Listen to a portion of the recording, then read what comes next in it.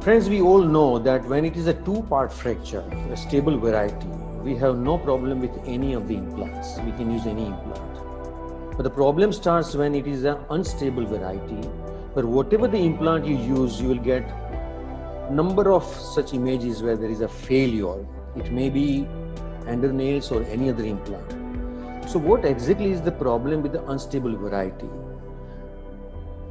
Professor Kemp says that whatever the type of protochondric fracture the synthesis brought about by undernail lead to, a large majority of cases to a solid fixation. This stalwart has already said about this, and this is also true for lateral wall shattering. We cannot ignore this publication, which was very old one, 1977, where they have taken this 2,137 cases study, all treated by undernails, and found not a single case of non-union, not a single case of broken nails. Wow, how can we forget? So what exactly is this undernails doing over here, and what are the problems? There were many problems. There were many era where people have stopped. I also stopped using undernail, but then we have found some successful modification in this undernailing technique, and it has been brought back by so many of additional modifications and additional implants. So this is my humble sharing about the modifications which we have made in undernailing. We all know that the mechanobiology challenges in fixing unstable intertrochanteric fracture. Now this is a very important slide. What is the challenge? The first challenge is to have a good reduction with an anteromedial border good reduction, neck shaft angle and anteversion. Once you are able to achieve this, the second problem is to have a firm hold in the proximal major fragment and to have a firm hold in the distal fragment. So once you have this firm hold, it's a connection which is to be made between these two holds, and this connection has to be in anteversion. So something you want intramedullary, which is absolutely intramedullary, which starts inside and then it goes to the head and neck of the femur. And there are all problems with the old age patients where we want some control collapsibility to unite it in a early time. More so is the problem when there is an osteoporosis. So we all know that this is the basics of any intertrochanteric unstable fracture. This is another very important slide, that what is the constant morphology in any type of intertrochanteric fracture. There are so many classifications, but the constant thing is intact neck and head and intact distal canal. Both these cortical cylinders are intact. So what we have done is to take advantage of these intact cortical cylinders where there is a press fit fixation and we forget the lateral wall. So what is required? Good reduction, then press fit hold proximally, press fit hold distally, and forget lateral wall. So this is the principle of fixation. When you pass these three undernails into the neck is a cortical cylinder which is having a limited space. Once nails are passing and expanding, the medulla of this neck becomes more dense. So something which is looking like this becomes so thick when there is an implant. So this is another advantage of making or getting the hold in neck. Now what is the problem with other implants? Basically, none of this implant is having inherent anteversion. None of this implant is available in right-sided, left-sided with a chirality because it is not possible to have anteversion. You may rotate it, but it is an antetorsion, not anteversion. Only undernails, which is from the inside of the medulla, has this advantage of placing it into anteversion or bending it into anteversion from the middle of the intertrochanteric ridge. Look at this. If you want to put this implant like in a red square, it's not possible because you have to rotate it to put into the center of the neck. And for that rotation, there is always a problem of unstable variety where there is a vertical, some sort of a fracture or some deficiency in the lateral wall.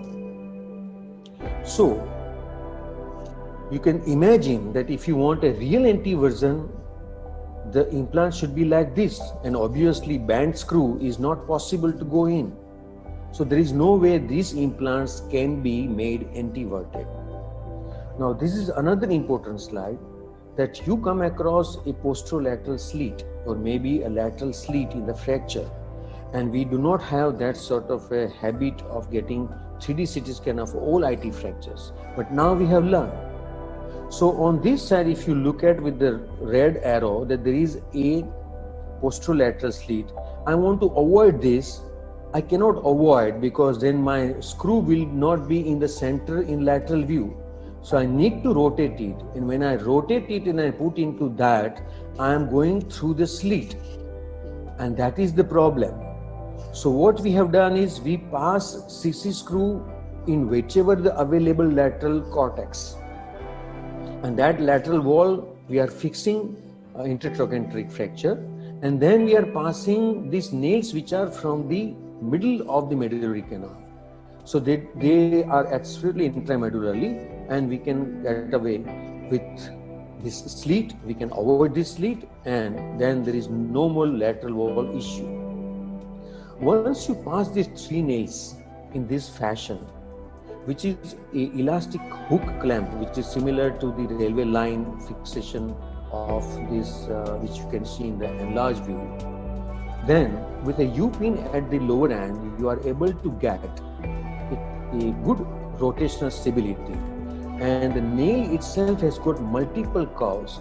So when it is inside of the femur, it does not allow any rotation because one end is inside the proximal end and the distal end is outside the femur. That is why it makes a hook, and that hook is very important for anti-rotational forces.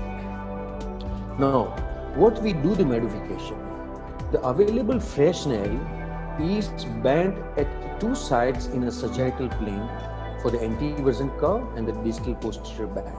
And in a coronal plane, there are 3 different bands which are given. Contouring is given for the proximal tip, for the next shaft medial curve angle, and for the diaphyseal genital curve.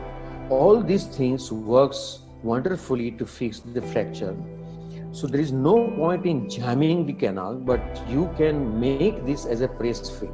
So let us see the first curve, which is over here, is a posterior curvature distal end. So it keeps the nail away from the joint, as well as it works as an anti-rotation. The second is an anteversion, which keeps the proximal fragment in anteversion. The third one is the tip, which tries to go as medially and inferiorly as possible near the calcar. The fourth one is a neck shaft angle, which we want. We don't want to take any advantage of lateral wall. We want inbuilt neck shaft angle, which is the neck shaft angle of the endonail itself. And the last one is a press fit forces along the whole length of diaphysis of the femur. Now, this is the sequence which I use for all proximal trochanteric fracture. Now here I am not talking about only the lateral wall deficiency.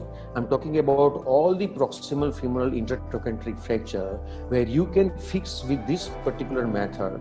Then number 1 variation is that you fix it with a interfragmentary 7 mm screw, and thereafter you pass first, second and third pre-contoured nails, and at the end you can again put another turbo screw, and you can have this type of fixation, which is the sequence 1. There could be sequence 2, where instead of passing the first interfragmentary screw, you try to get the reduction by the ender nails, and thereafter you pass the screws and the rest of the nails, and finally the turbo screw. There is another third variation where you pass the ender nails and get the reduction, all the 3 nails, and at the end you pass the turbo screw as well as the interfragmentary screw. But what is the fourth one? The fourth one, you are not passing any interfragmentary screws for the sake of getting a good reduction.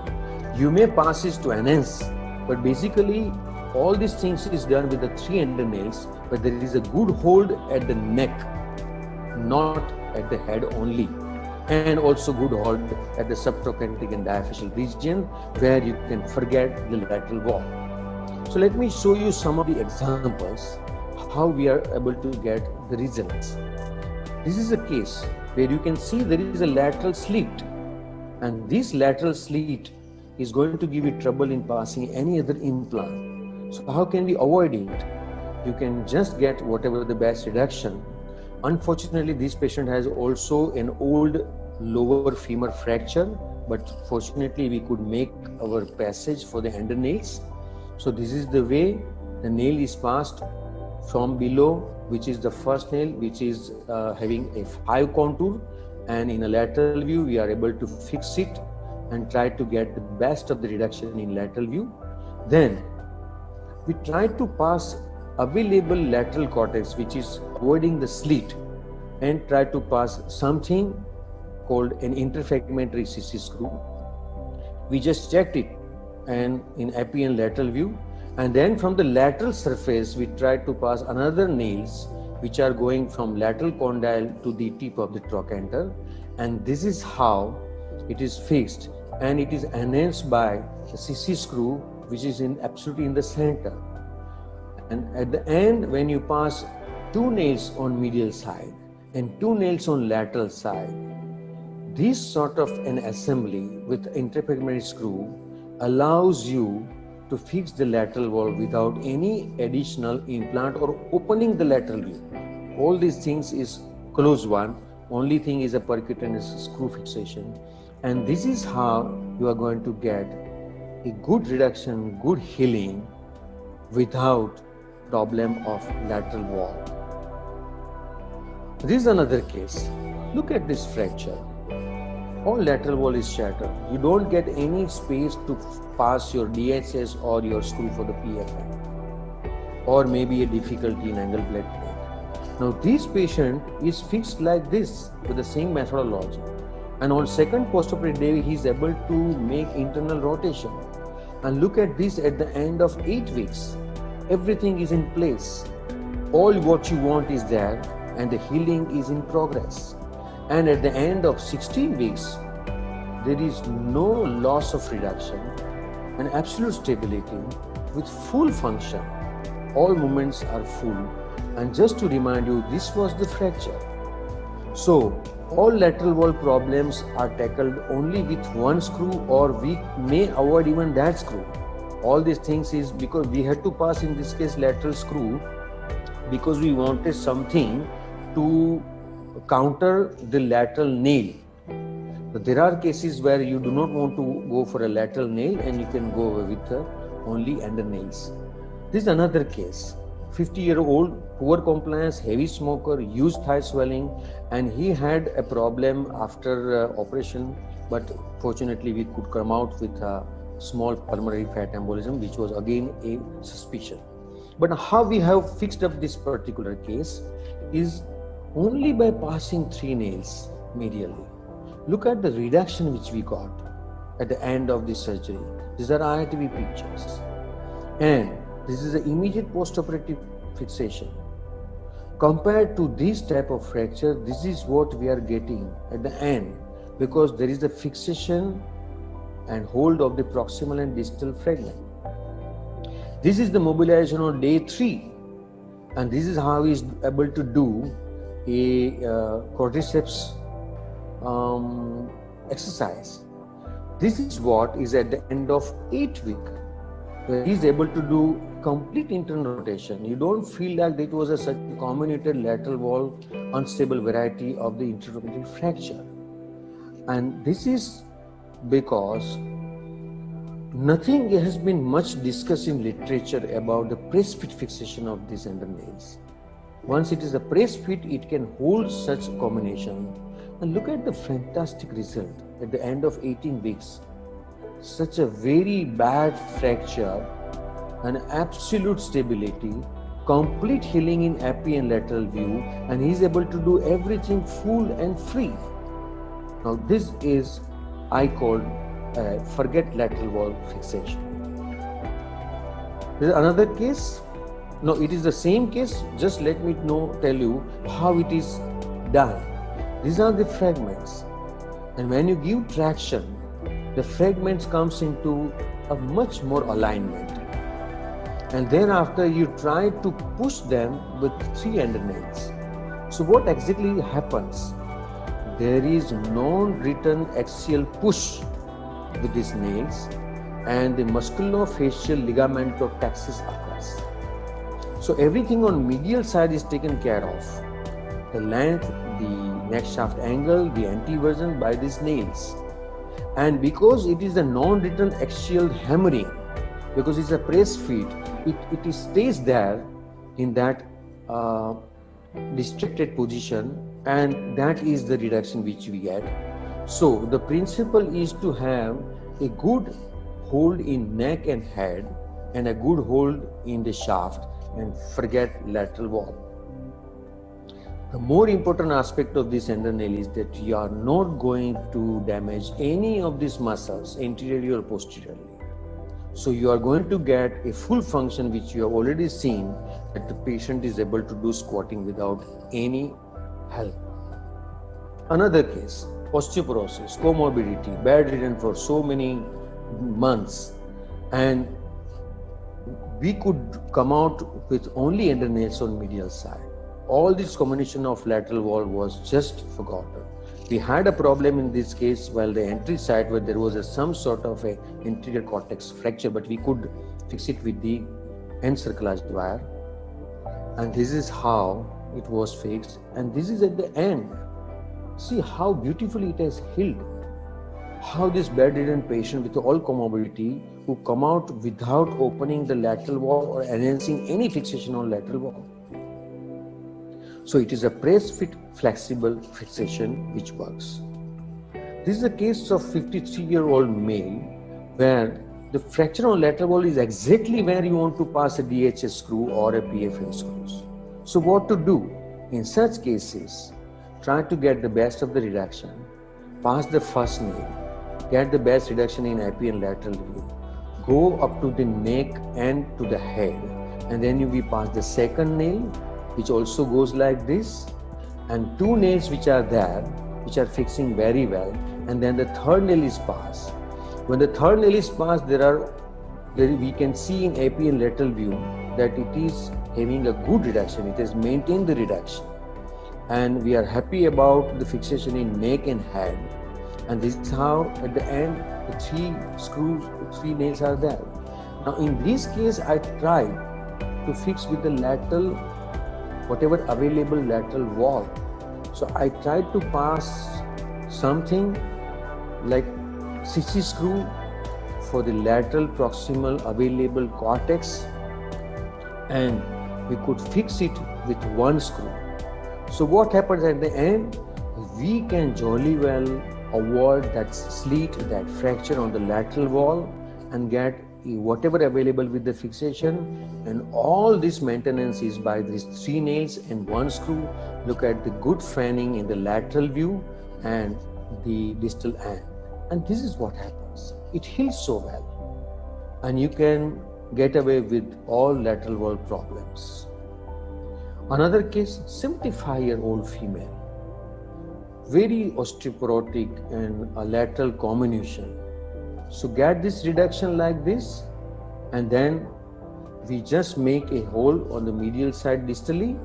Then we just superimpose the nail to find out the best proper length of the nail, and then we start negotiating the first nail.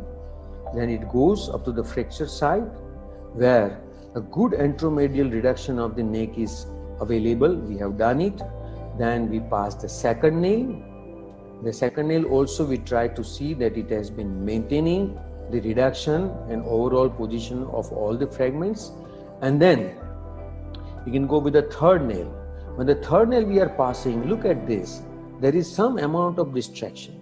And this distraction is because once you go beyond the neck, there is a press fit forces which are occurring. So when you hammer, there is a real good hold of the proximal fragment, and the distraction occurs at the fracture side, which can be overcome by thumping back from the knee. You have to reduce the traction, and you have to just thump in from the knee and you get a good no gap reduction. And this is how the final fixation is done. And in this case, I tried to fix it with available distal lateral wall cortex, but I could not pass any screw because there were so many combinations on the lateral side. So I have just abandoned passing this turbo screw.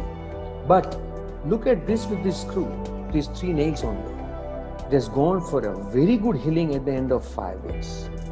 And you can see that everything has stayed well in that. And at the end of 9 weeks, patient is having a good start and progress of the union with active SLR and active bending. So this way you can get away with the lateral problem. Another case, unstable male 80-year-old, and this is how it has been fixed. And you could see that there is an active internal rotation just on second day. So this is the versatility of this particular nail.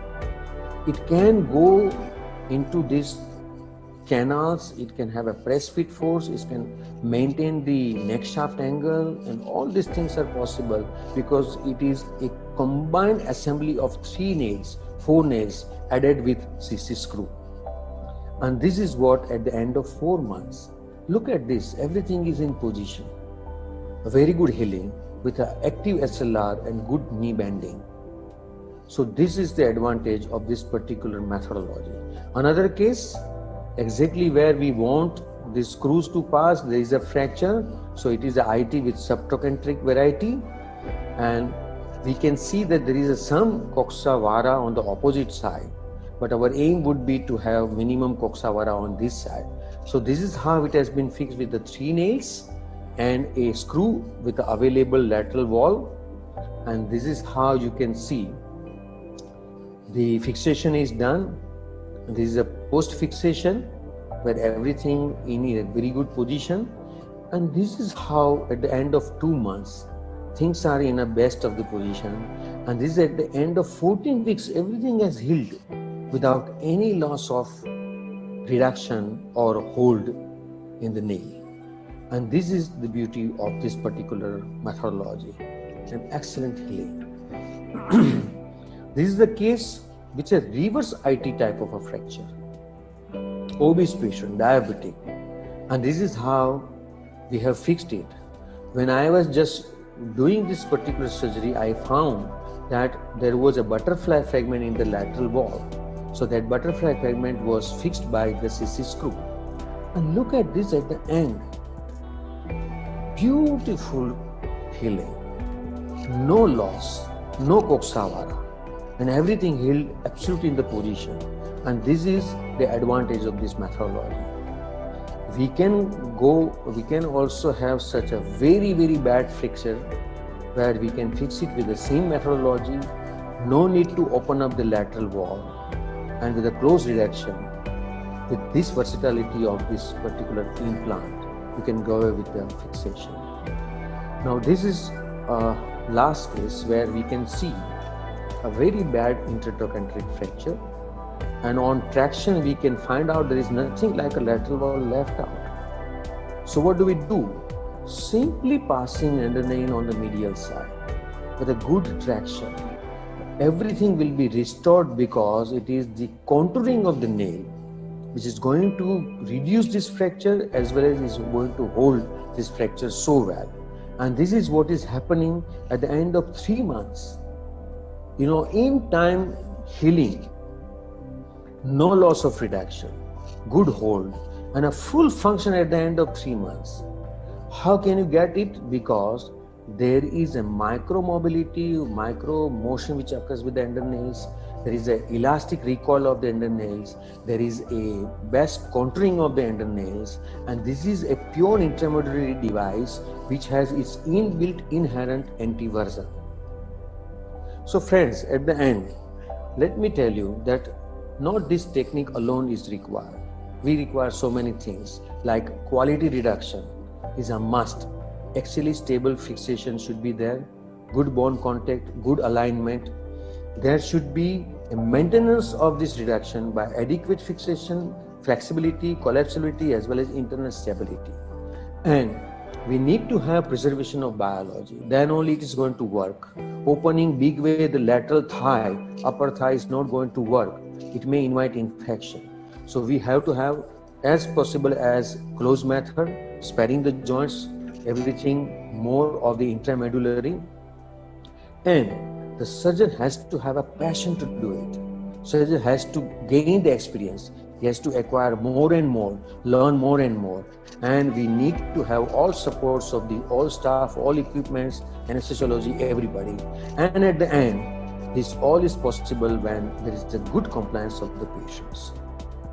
So, just to remind the key points, what is available in NEIT fracture?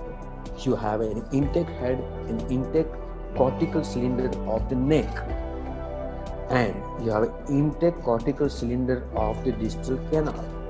So try to use these two features of any intertrochanteric fracture, get the best of the reduction, get the good proximal hold, get the good distal press-fit hold, and just forget the lateral wall. At the end, let me tell you what is this type of fixation is called. We know earlier that in very old, before centuries, it was just immobilization to heal the fracture. Then came internal fixation. Then came rigid, semi-rigid, motion lock, and then came flexible fixation. But now what is this? I call it as a happy fixation. So what about happy fixation? Happy fixation has a features like incision in healthy area.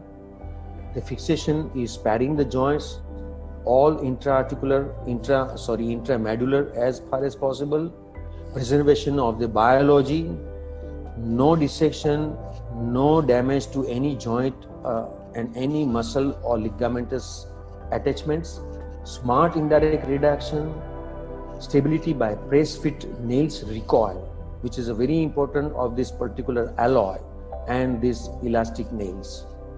Implants as per the reduction. The biggest problem in intertrochanteric fracture is that we do not get implants as per the reduction. We always get the implants and we have to reduce as per the implant. So it is a reverse way. So this is the problem, but this can be very well tackled by undernails. The undernails have an across length fixation with no stress riser, the micro motion induced callus, control collapsibility, in time union, full power muscle function because nothing has been damaged, nothing has been opened up, and there are least complication, and of course it is affordable. So this is what I call as happy fixation. I request you to select ideal cases, learn, develop expertise. There is an amazing press fit fixation methodology principle with micro motion, and this is one more good option for fixation of intertrochanteric fracture with a lateral wall deficiency.